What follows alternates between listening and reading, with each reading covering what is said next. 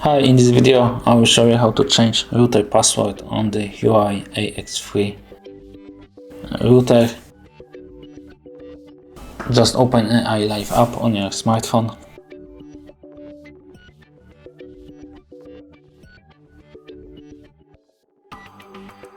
Go to the router settings,